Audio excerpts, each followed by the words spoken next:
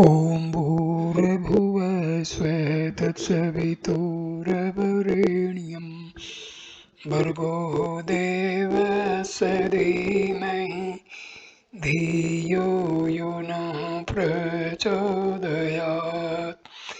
ॐ शान्तिः शान्तिः शान्तिः। Namaste, my dear friends. This video I am going to narrate Isavasya Upanishad, Sanskrit mantras, and then translate it into English. I have given some more videos in English as well as Hindi because this is a very small Upanishad, but instead of small size, its spiritual importance is too much. All sadhakas must go through these videos to understand the science of Atma or Brahma Vidya, Atam Vidya, which are the leading paths to achieve liberation. So, Isavasya Upanishad is also called Vajnasneyi Samhita Upanishad.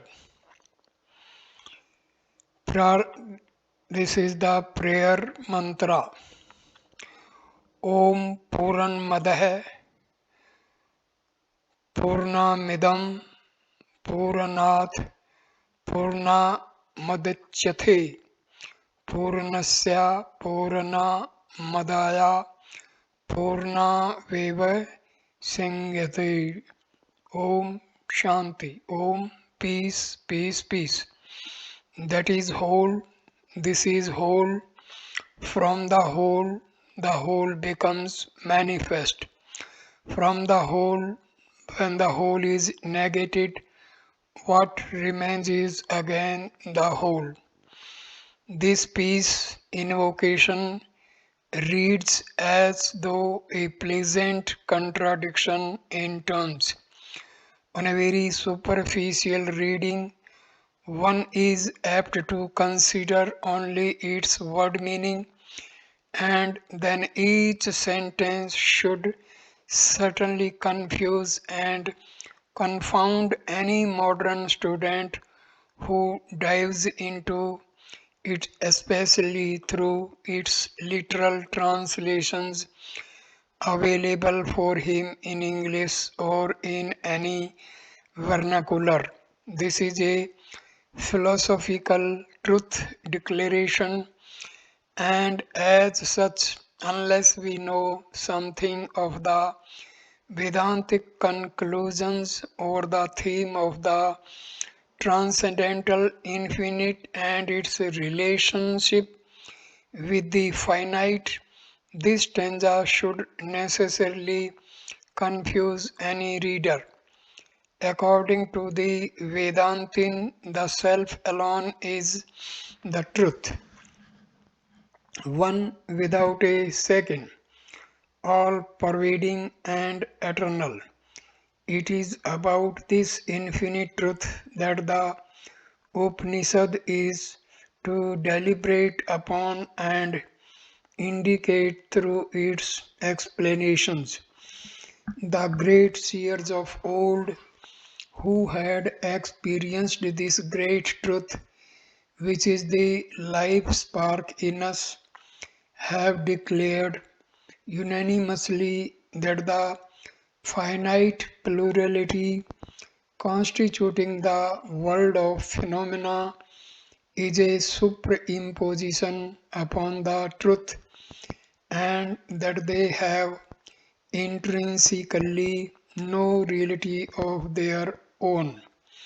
In short, to them, the pluralistic world is false when viewed from the pinnacles of the infinite. The appearance of the many is as false as the ghost in the post. In the darkness, the weary traveler misunderstands the wayside post to be a ghost. In the ghost, there is certainly the differentiation of its parts and consequently a perceptible plurality. Its head distinctly rests on its trunk, which again is not the same as its limbs. But when the traveler recognizes the post, the ghost vision with all its heterogeneous parts rolls away at one single stroke of cognition, and the post alone remains thereafter vividly in the recognition of its perceiver, the comforted traveler. The post was always whole. When the ghost appeared to grin its fury and threats at the deluded traveler, to him who was suffering under his delusion, the ghost was the whole. That is, where there was that ghost, there was no trace of the post. On a closer inspection later on, under the discriminating light, when the same traveler discovered the post, the entire ghost retired from his vision, and the post as a whole remained in the experience of the same pilgrim. The ghost was not where the post was not. The ghost was exactly where the post was.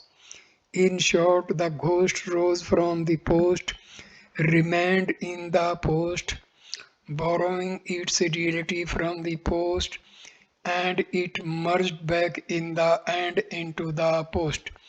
Similarly, the stanza declared that the Supreme is the only reality upon which the mind and intellect conditioned perceiver ego, because of his ignorance of the reality, sees it not, but in its place sees the ghostly world of plurality and the phenomenal. The phenomenal world cannot have an existence where truth is not. The appearance of the world of plurality has risen up from the experience of the perceiver exists only in truth. And when the perceiver, by transcending his equipments of mind and intellect, rediscovers the truth in all its purity, the supreme positions of the mind and intellect, cognized in terms of the pluralistic world, rolls away, and the experience the auspicious vision of truth in all its transcendental glory. The great reality, absolute and infinite, is expressed here by the common pronoun that. There is a definite purpose and a deep significance for this usage. A disciple, after living life fully and vitally in the maturity of his observations upon life's fleeting panorama and its endless pains, seeks a master to enquire of him if the goal of life be only pain and death.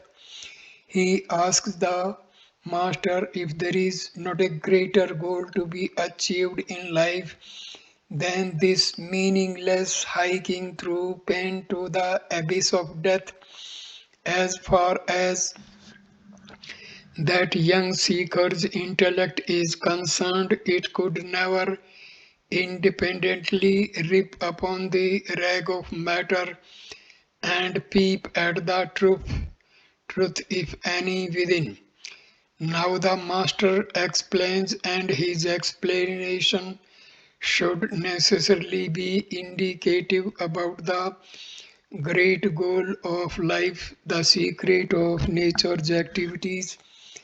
It is to indicate that goal of life to the disciple that the master is using here the common pronoun that goal of life, O disciple, about which you had been asking me, that is whole.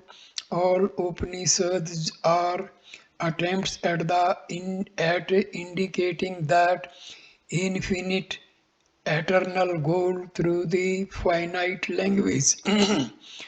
The supreme reality is a homogeneous one, entire whole, since the multiple plurality are nothing but superimpositions upon the truth. They also constitute nothing but the whole. Certainly, this whole rises from that whole. When something arises out of another, invariably the cause must undergo a definite change. When it facilitates the production of the effect from itself, this is what happens in the world. The mud changes in its name and shape when pots are made. A lump of gold should necessarily undergo transformations when out of it a chain is made. When a tree is grown into its full stature, the seed has exhausted itself. Similarly, when the multiple world of the finite has risen from the one great infinite, maybe the cause has died itself off in reaching this modification as an effect.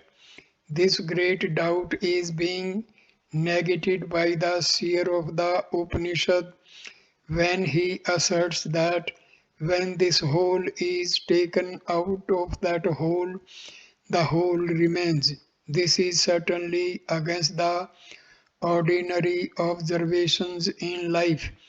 When something is born out of a thing, the cause necessarily undergoes a change in becoming the effect. When a Shastra declares anything against the actual experience in life, a Vedantin is not to accept these Shastric declarations literally, but he must strive hard to understand the correct import of the statement. Similarly, here, when the Rishi says that even after the production of the finite, the infinite still remains uncontaminated and unchanged, there is some significance in the method of this production. In all the Upanishads, there are ample evidence to support the Vedantic theory that creation is not an actual production and that the relation between the world and the truth is not a relation between a cause and its effect. The Vedantic masters, both the seers of old and the acharyas of our own times, unanimously point out that the multiple world of objects is only a superimposition upon the reality. In producing the ghost, the post has not undergone any change. Similarly, in the emergence of the finite, the infinite has come to suffer no change. Therefore, when the appearances of the finite world of plurality has at the realization of the infinite rolled away the infinite that remains as the whole. Thus, both the Guru and the disciples at the opening of each day's lessons reminded themselves of their own real nature and thus turned themselves to truth. Any attempt in making oneself fully attuned to the divine through a recapitulation and remembrance of the glories of the form and qualities of the divine is the true prayer.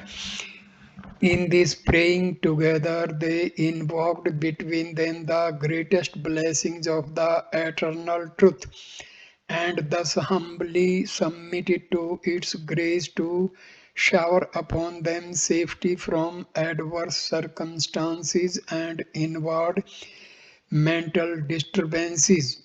This prayer stanza is always followed by a triple invocation of peace. This repetition of the peace invocation three times is being explained by great acharyas as invocations raised by the seekers demanding peace from the three possible sources of obstacles that may hamper the study of the scriptures at the feet of the master. A set of obstacles could come from sources unseen, another set could come from sources known, and yet another set of obstacles could rise up from within ourselves. Here, all these sources of obstacles are being compared to radiate nothing but peace for the time being, so that our study may be fruitfully concluded without any obstacles. After this peace invocation, the teacher starts to give out his great declarations on his own realized truth experiences, and this constitutes the entire bulk of the Upanishads.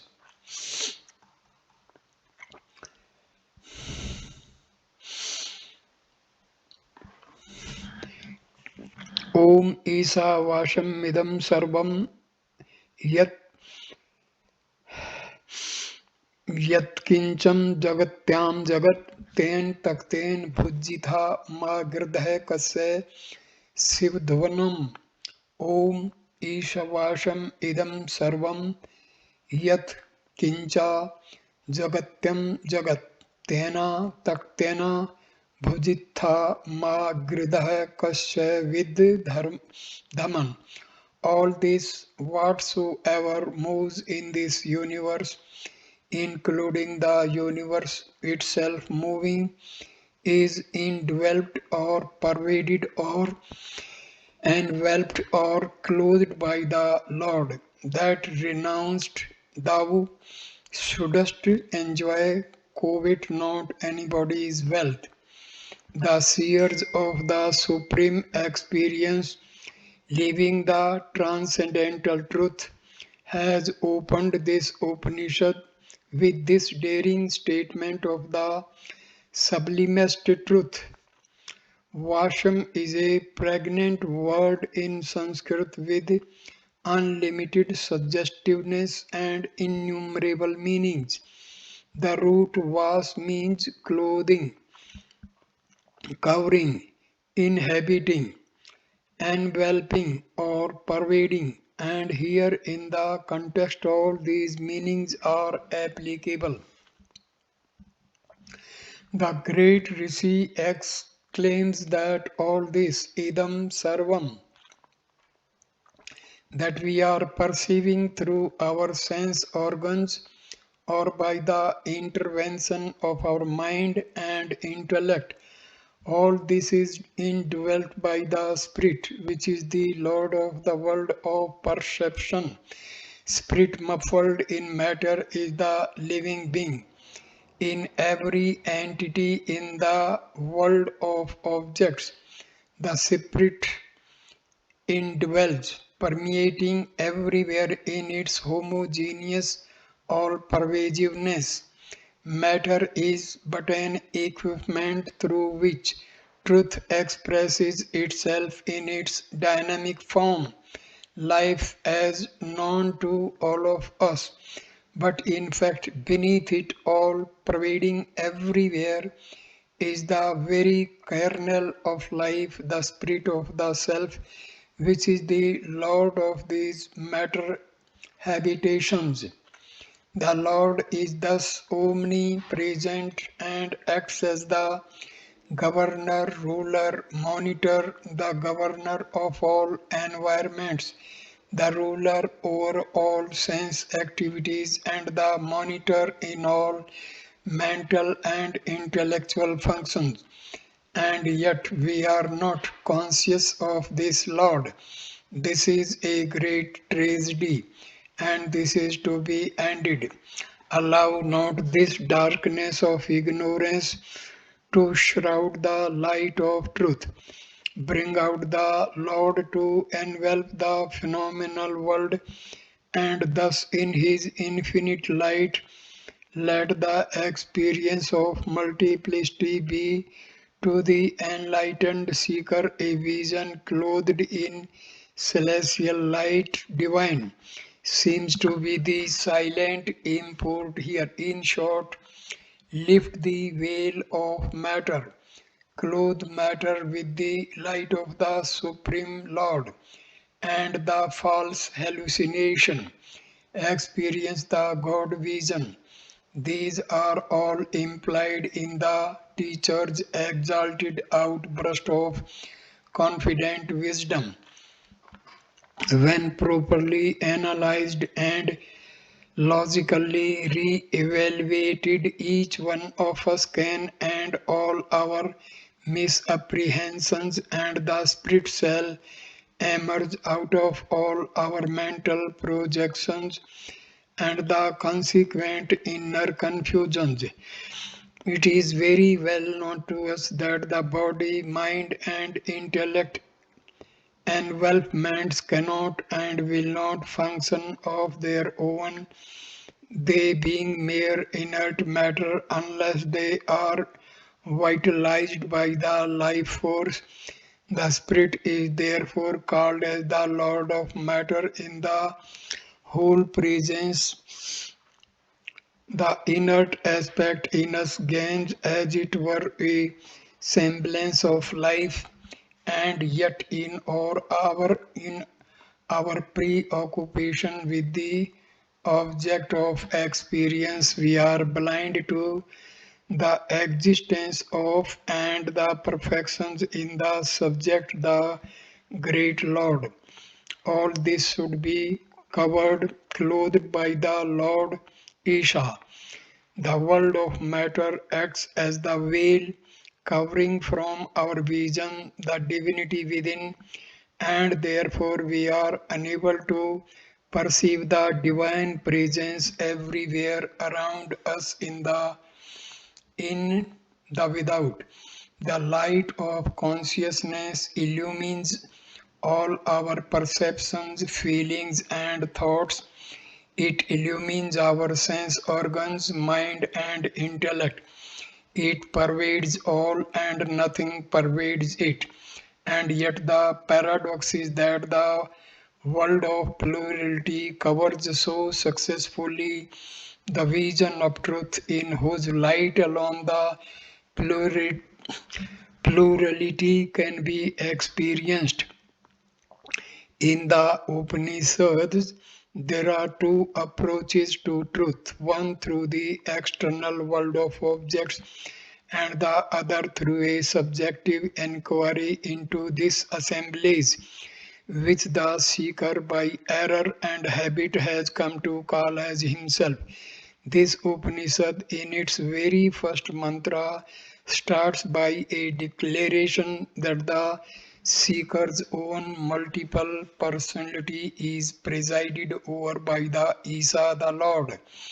The student is apt to misunderstand here that the Atma is divinely sparkling only in himself. Maybe if he has got enough broad-mindedness, he may include in his concept all mankind and may come to understand that the divine is presiding over the forms of only man. To negate this misunderstanding in the seeker, the very first line of the mantra continues in an adverbial clause to modify the pronoun this. It says that the term this includes and incorporates all that moves on this universe, including the universe itself moving. The entire world of perceptions, feelings, and ideas exist only in the supreme reality, just as all kinds of waves, bubbles, froth, and wheels exist only in the ocean. We cannot have a wave but in the ocean. In fact, the wave is nothing other than the ocean. Waves are but expressions of the strength, might, and power of the ocean. Similarly, whatsoever yatkincha names and forms are there in the universe, all of them are but expressions of the glory of the eternal truth. In themselves, they are nothing other than the spirit. Jagat suggests the state of change, the will of change to change. Not only the things and beings that constitute the world is ever in a state of flux, but the very world that supports them all is also in a perpetual state of constant change. The perishables perishing in a world which is itself ever perishing, and such a dizzy phantom of constant change and therefore decaying phenomenal world should not be allowed to veil from our experience the eternal changeless, omnipresent Lord who is the immutable substratum for all change. And detecting this light of truth is no miraculous accident or an arduous achievement. Pause for a moment and analyze any experience, and we can experience the ever shining reality behind all changes. The fact is that we cannot experience change except with reference to some changeless factor. With reference to the relatively steady trees on the roadside alone, can we detect the rate of change in our moving vehicle? We know the world is changing, but with reference to what? We know the very instruments of our experiences, body, mind, intellect, are ever changing, but with reference to what? Are these momentary shows to screen the paramount divinity forever, that changeless entity which is ever present in all changes yet itself never undergoes any change at any time, is the truth which is to be detected, followed, and ultimately apprehended by us in the quiet of our meditation. For example, yonder stands a tree. If we analyze our experience of the tree, we will have to accept that our concept of that tree is nothing but a sum total of our knowledge of its form, sound, taste, smell, and touch. These are impressions interpreted to us by our sense organs. If there are no sense organs, these impressions cannot be. But when the tree is destroyed and it leaves no more any impression in our mind, it is not a zero factor, because when we were observing these factors, we also were unconsciously observing another common quality running uniformly through all these factors. There is a form, there is a taste, there is a sound, there is a smell, and there is a touch for the tree. Thus we noticed, devoid of all qualities as interpreted by the sense organs, there is yet in that tree the principle of existence as expressed by us unconsciously in our assertion of the isness.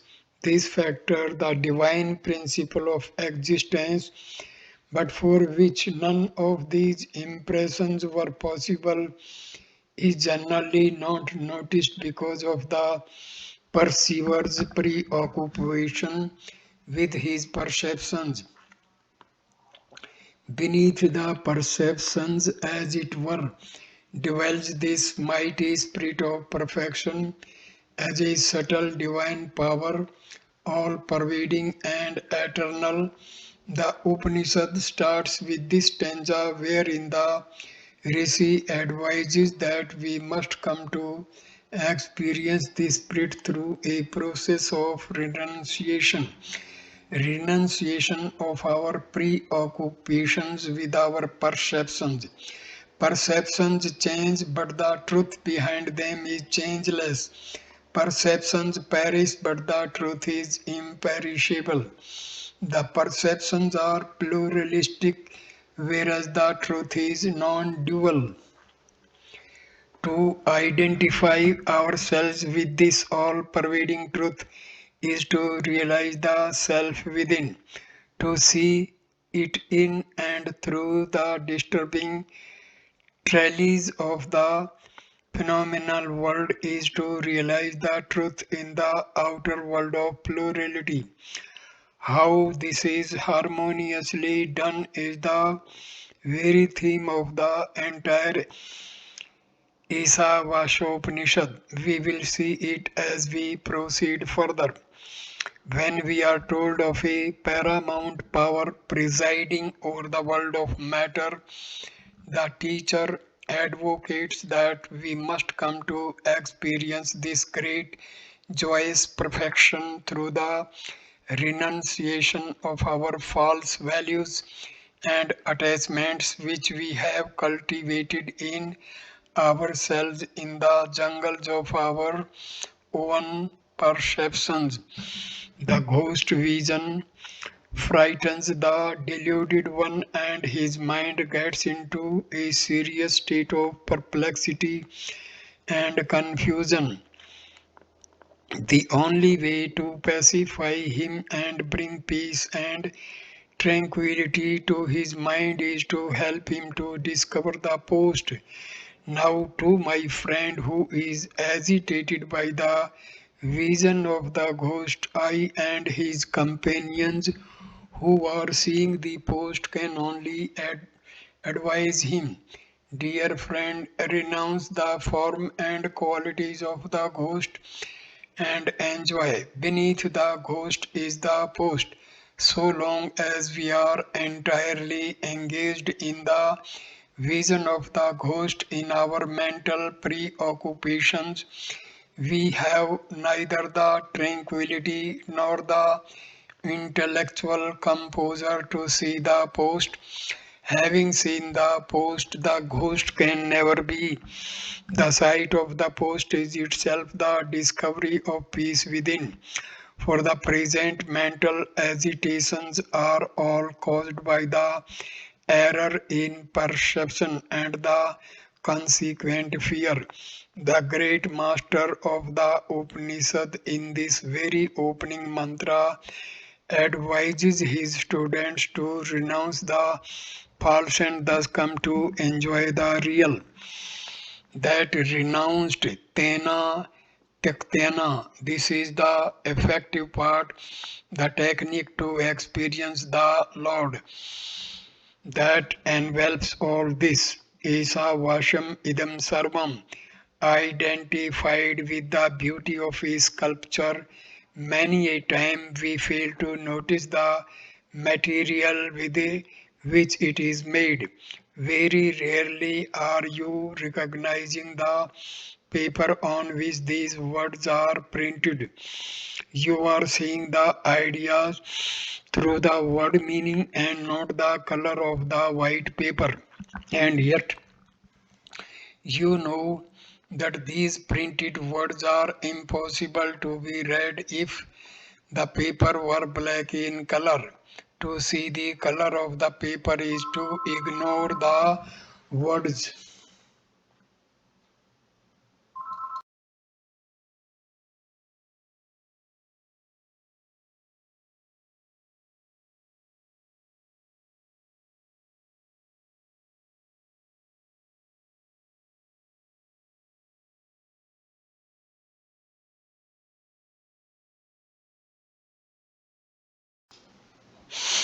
To renounce the enchantments of and users for the names and forms is to recognize the Lord, the Infinite.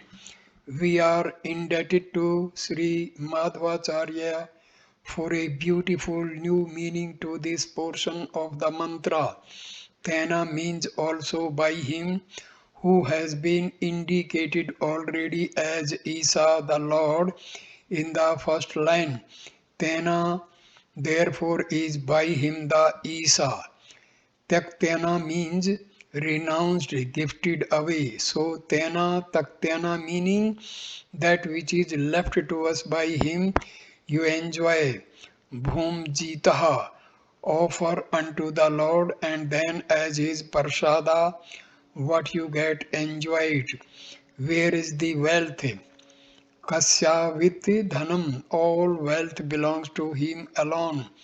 The infinite alone is the reality. It is the core in all forms.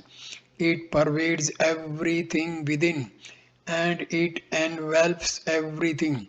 The world is like an iceberg floating on water. Water frozen and floating on water. It is nothing but water. Since everything is His, whatever that is permitted by Him, take it as His and live life in this attitude of dedication and gratitude is the way to true enjoyment.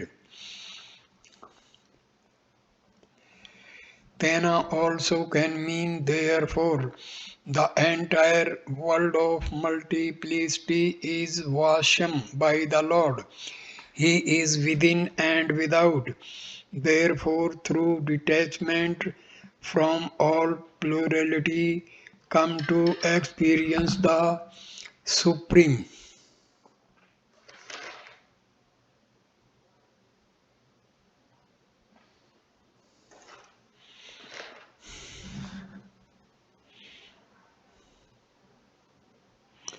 Thus, through renunciation of attachment, ego, desire, misconceptions, and sensuous values, enjoy what is given by Him, considering all as His, never covet.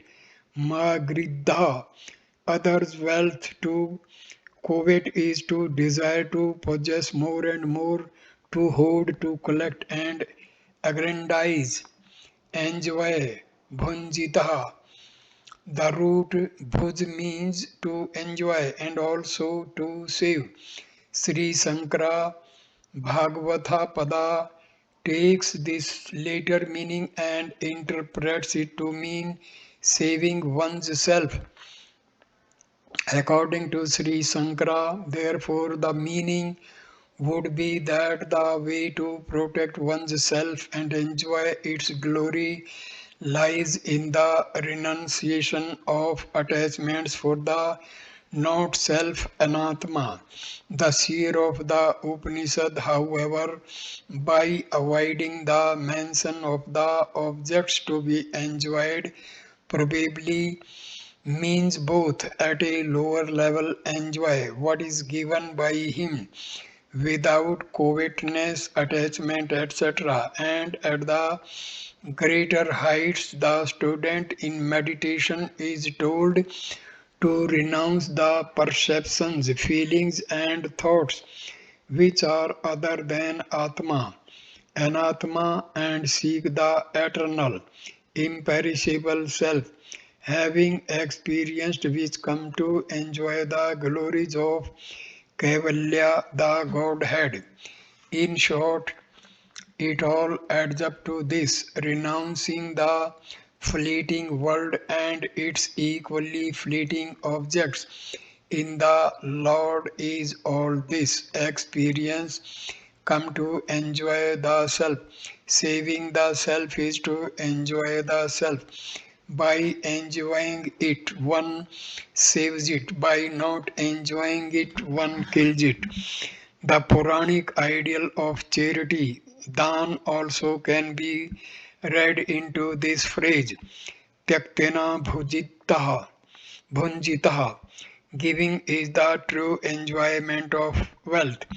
Make wealth as much as you can by right means and hold on to it as a trustee. Give it away intelligently to patronize right causes. Thus enjoy. Covet not wealth, nor hoard it to lie idle. For whose is the wealth? It belongs to the community and it must go back. Yours shall be the enjoyment of making it, of distributing it back to the deserving individuals or institutions. Just to show how Sanskrit commentators have used their ingenuity to milk out of the mantra more and more meaning, I must mention how Tena Tektena Bhunjitaha has been interpreted as Tena Tektena Na Bhunjita. By him, Tena if forsaken, Tekte Sati, don't na enjoy. Bhunjitaha meaning never enjoy that which is God forsaken. This is, however, not at all acceptable as the splitting of Taktina is not permissible or acceptable, but the suggestion is pregnant with its sweetness. In the very first mantra, there is therefore not only a statement of truth and its amplifications, but a definite method of realization is also pointed out. Even this much would have been sufficient to raise that mantra to the pinnacles of a literary perfection and philosophical beauty unparalleled in any language. But this is not all. To crown the entire effort, as it were, here within the same mantra, the Rishi has also hinted at with a phrase how such a perfected one will live thereafter and how a seeker in his pilgrimage should try to live, as an injunction to the seekers and as a description of the mental attitude of the perfect one. We have the statement in the last quarter of the stanza, do not covet the wealth of another. Covetousness arises from the muddy pools of desire. Desire procreates thoughts and thoughts degenerate into action. The seer in the Upanishad is advising not to covet the wealth of others, and thereby he is prescribing for the seeker a severe training for the control of his desires. To control desire is to control the actions, and to that extent, it is an attempt to throttle the activities of the ignorance or error in us. Sankara goes a step further and interprets the last bit of the stanza to mean as an exclamation from the rishis. Whose is the wealth? By this question, he implies that there is no wealth which belongs to anybody and that there is nothing in the universe which can permanently remain within us. We ourselves are passing, the world of objects as also ephemeral, and in this eternal change, who is to cover and for what? Thus he laughs at the very idea of desiring anything in the world, since there is nothing in the universe which deserves our desiring. The very first stanza of this inimitable Upanishad is in itself a miniature philosophical textbook, complete with its philosophical enunciations of truth, its explanations of the technique of realizing the truth, and its vivid exposition of the values of life that a perfect man of truth would therefore entertain in his everyday life. Each of these topics themselves the theme of chapters of discussion in all orthodox textbooks has been clearly pointed out here with simple phrases each constituting a pada of the stanza. Thus in the four-line stanza there are these four aspects of philosophy completely discussed through indicative and pregnant phrases. This stanza is intended for those of our generation who believe in the path of renunciation or knowledge. In the next stanza, we have a complete exposition of the theory of action, which is the manifesto advocated by the opposite group of mental temperaments. This is an immortal and eternal controversy. So long as man is constituted as he is, there will certainly be this great controversy raging with differing intensities at different periods of history. As it were like waves, they alternately come and keep the society under their hold. At one period of history, men are apt to advocate, encourage, and live the life of renunciation and pure knowledge, while following it comes the other wave of a revolt against this life of quiet growth and inward culture, and in its place history carves out a wild outward civilization of a material gains and physical comforts. These usher in an era of sweet toil and labor. The Isha Upanishad seems to be an attempt at reconciliation of these two, the path of knowledge and the path of action. There are some critics who fail to detect and experience the glamorous beauty of this perfect scripture. According to them, this is a compilation of some stanzas available then in the community, and the hasty editor, however he be, must have been in a terrible hurry to finish his job. This opinion clearly shows that they have failed to follow the theme or the mode of treatment in Indian philosophical textbooks, wherein the teacher wants the students to discover the unsaid therein. These mantras are not only the briefest exposition on philosophy, but also they are each one of them an exercise in contemplation. There are a lot said in each mantra, and indeed a lot more lie unsaid in between the stanzas. Not to realize these would be criticizing a book not read by the critic himself, a born blind man. The entire Upanishad is to be understood as given out by the seer in his inspired moments in seven waves of thought. We have just now finished the first wave of thought constituted of the very opening mantra. there in the glory of the path of meditation, and how through renunciation of the anatma, the seeker reaches to experience the Lord, pervading whatsoever is in this universe have been explained.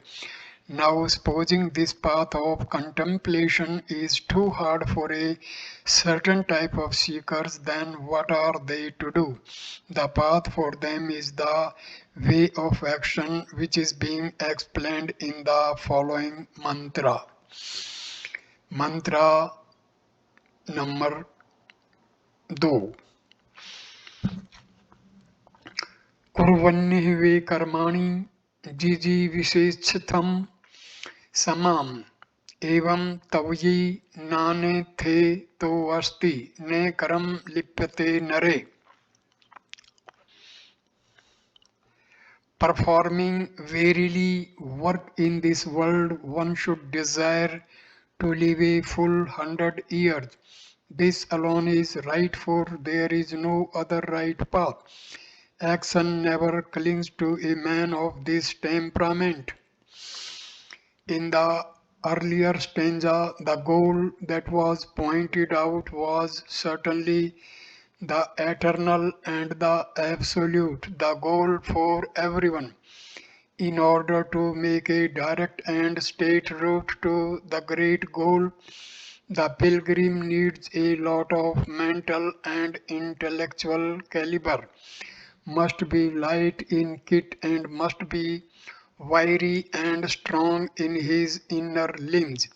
He must be a man of renunciation with acute discriminative tendencies, a strong will, and an indomitable faith in himself. He must certainly be one blessed by a great Guru who must interpret to him the implications and imports of the Shrutis correctly. All of us are not of the same temperament. Some of us lacking many of the unavoidable and imperative qualities necessary for a pilgrim to walk the path of knowledge. Oftener than not, we all have ample desires for wealth, for relationships, and for glory and recognition. Those who have these inclinations towards a life in the world are to practice sincerely and diligently the life of action, says the scripture here. The great rishis, in their godly detachment from the world and its happenings, have observed the scroll of history unrolling itself upon the tables of time. If we study the history of man and nations with detachment, we too can easily see certain fundamental truths demonstrated amidst their changing destinies. Noble and eternal values of life, when negated and flouted, the generation tumbles down into a wreckage, and their revival is almost always directly proportional to the sincerity, intensity, and strength with which the rising generation adopts the nobler and enduring values of philosophical and religious perfection. Thus, closely observing life and its vicissitudes, these great rishis, with their acute intelligence, have estimated the results of action, inaction, and unaction. According to them, unaction is seemingly physical inactivity, which in fact wears a thick veil to cover the extreme inner activity. Sattva is the sublimest, which is the attitude for the seekers walking the path of renunciation and knowledge. The opposite is inaction. external and internal morbidity, inertia, and sloth, tamas. This inactivity kills the generation.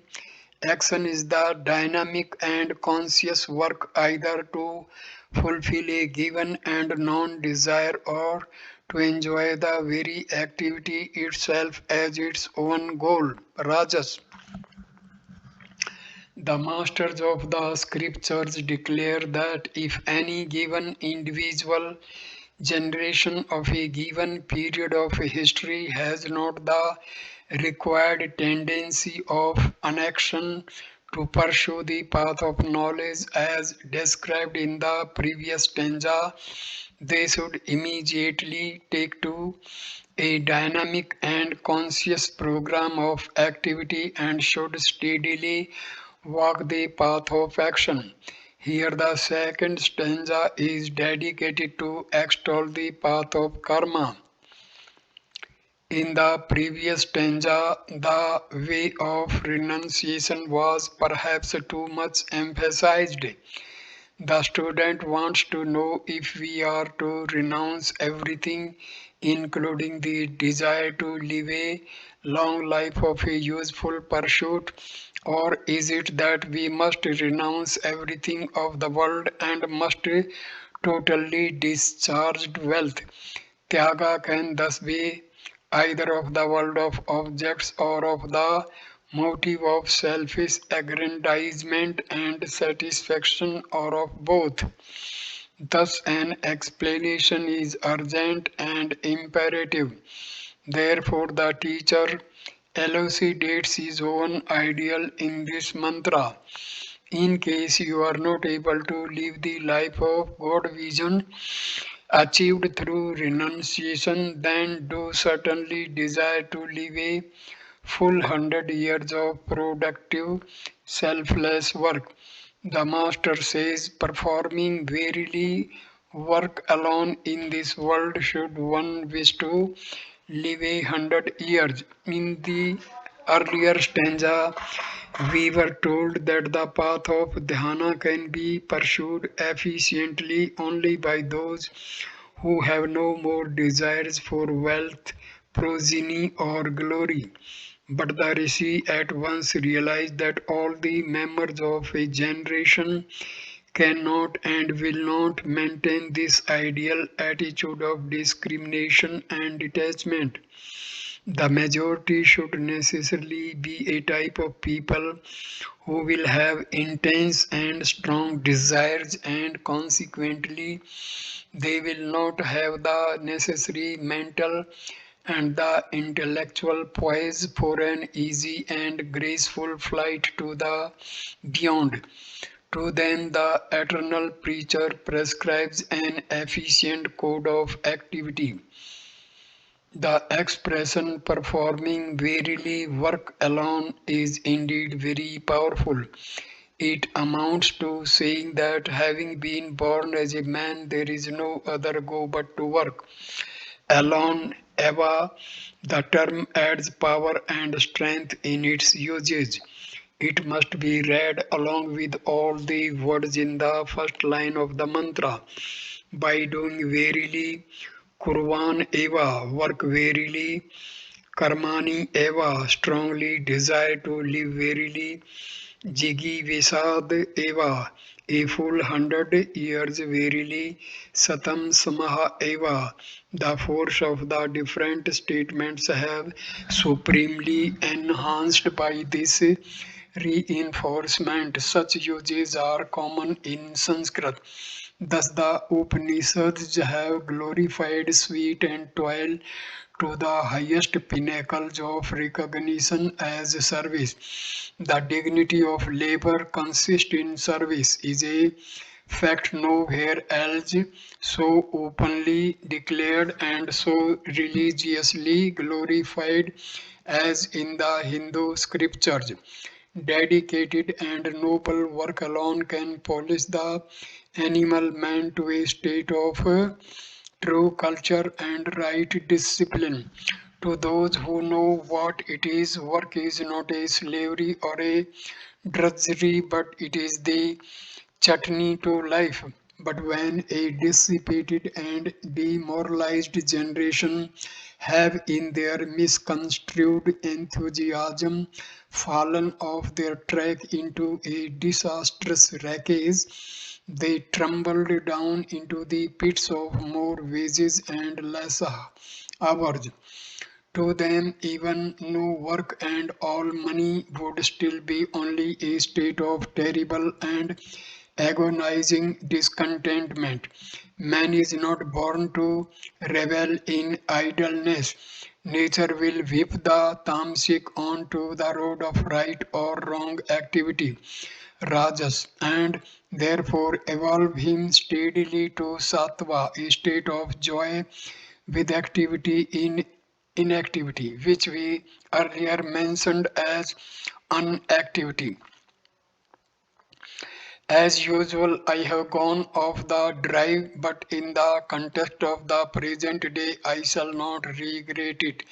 Our yagna salas are not to fashion pandits out of the discarded byproducts of the university meals, but they have come here in the order to gather in each one all the capacities and then fuse together into the homogeneous mass of true purity, which is the definition of Hinduism. The decadent Hinduism has come to understand Vedanta as preaching a philosophy of escapism.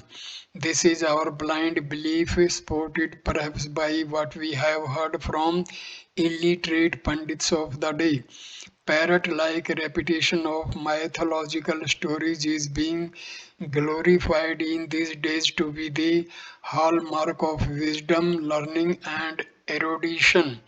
Such misconceived notions have maintained a steady fall and have made us not only ignorant of Vedanta but have made us shamelessly declare our misconceptions on Vedanta as our final verdict upon it.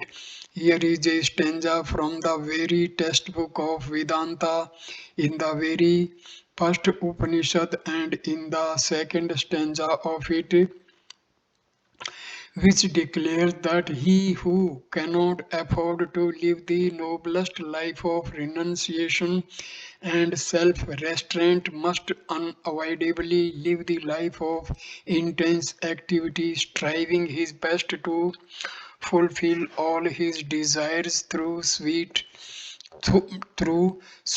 and toil, and must teach himself to live in appetizing enthusiasm all his life, a full 100 years in the service of man and in the glorification of the Lord. The Upanishad repeats, thus it is right for thee and not otherwise than this. The text insists that this alone is the way and negates all other possible or imaginable choice. The one who thus intensively plunges into life, eager and anxious to meet daily its new challenges and at every turn doing his best to meet each challenge with truth and purity as his standards of values, to such a one actions do not cling. Thus even physical activities for an entire lifetime with knowledge of the real and in a spirit of paying homage unto him, detached from the anxiety for the fruit and from the ego sense, is recommended here. For such activities are laudable, they are no bar to the spiritual progress. In fact, they are helpful to prepare the student for the highest meditation flights.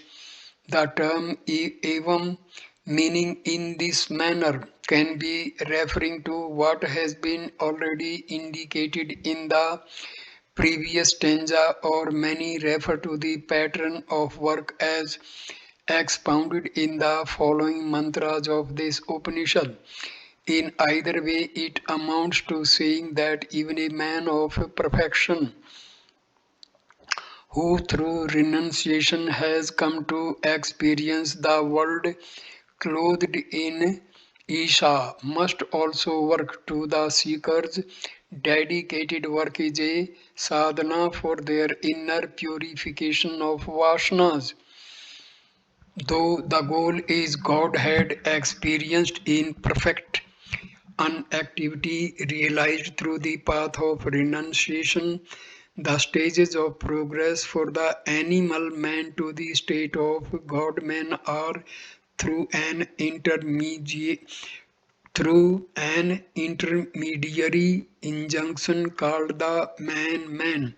The animal man revels in inactivity and he gets evolved to the state of man.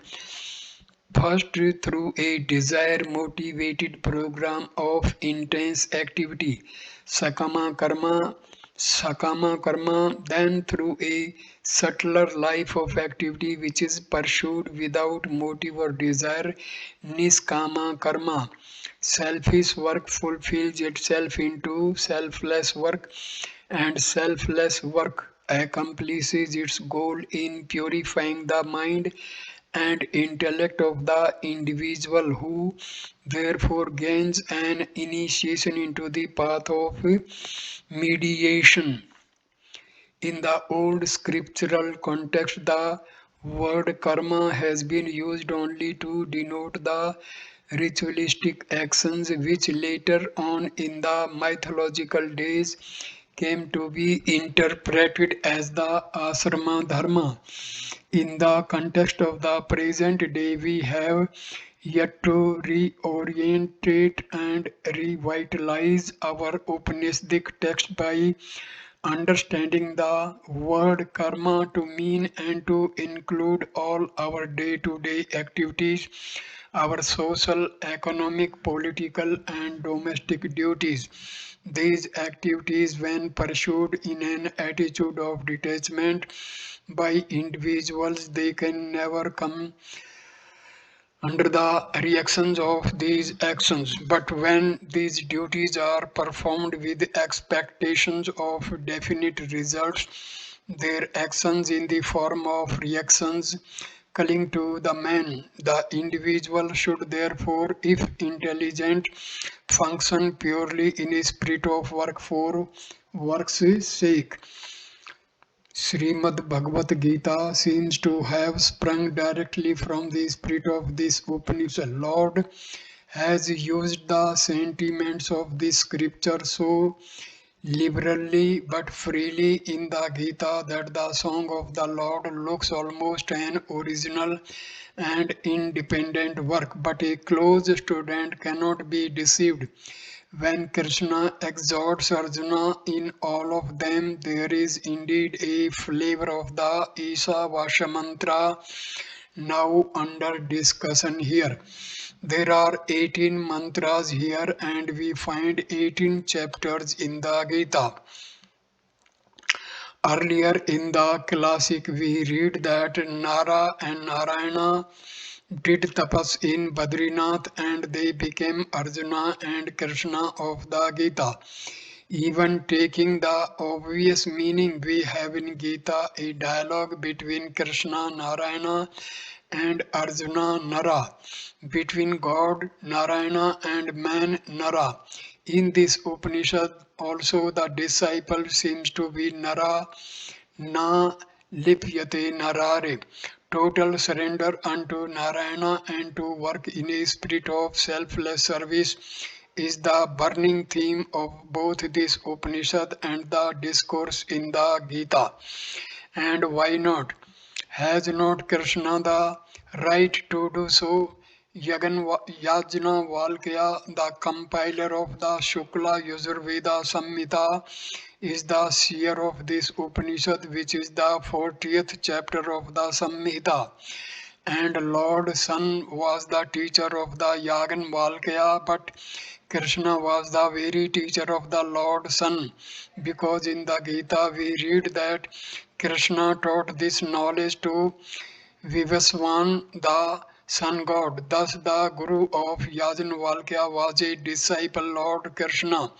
In the Gita, Krishna expressly says that he was reviving the yoga that he taught long ago to the Lord Sun. Naturally, therefore, we find a similarity in ideas in both Isavasya Upanishad and in the Gita. Attachment to the results not only vitiates the capacity in the individual to perform the work, but it leaves certain impressions in the mind which debilitate and demoralize the individual concerned in all his future activities. Depersonalization is the secret of inspiration, and a work done under inspiration is certainly a thousand times more irresistible in its effectiveness. The secret of all enduring work lies in this depersonalization of the worker from his work. The scripture here is advocating every man of energy and activity to work tirelessly in the world in a continuous and unbroken mood of inspiration. Action never tempts such a man. Na karma lipyate nare.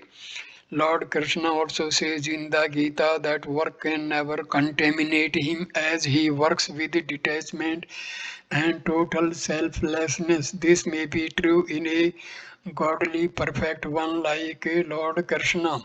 What about us? From the mantra, even in you, a mere man, Tavye Nare.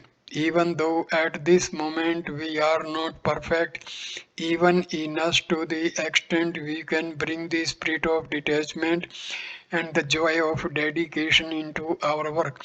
To that extent, our actions cannot affect us.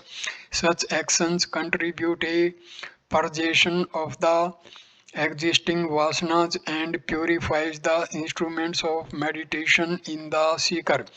A long period of such activities undertaken in a spirit of detachment to a large extent cleanses the mind of its impurities such as desires, attachments, hatreds, selfishness, jealousy, greed, etc. Such a purified mind can alone can have the required intellectual temper and spiritual stability to pursue the path of righteousness. Through intense and high meditation, thus ends the second wave of thought in this Upanishad. The first explained to us the path of renunciation and realization, and the second has exhorted us to wish for a full 100 years of vigorous life spent in loving service of man and seeking of him in and through the joys of selfless activities. The following represents the third wave of thought, and it explains what happens in case one is unwilling to follow either of the above two paths. I assume this video to be completed at this stage. Next video on Isavasya Upanishad will continue with the explanation of mantra 3. Aishwarya नाम ते लोका अंधेन तमसा अवृता ताम्स ते प्रतिताभिगच्छन्ति ये के चातम हनो जनः. So this mantra I will start with video number 2 on this topic. Thank you for watching this video. Namaskar.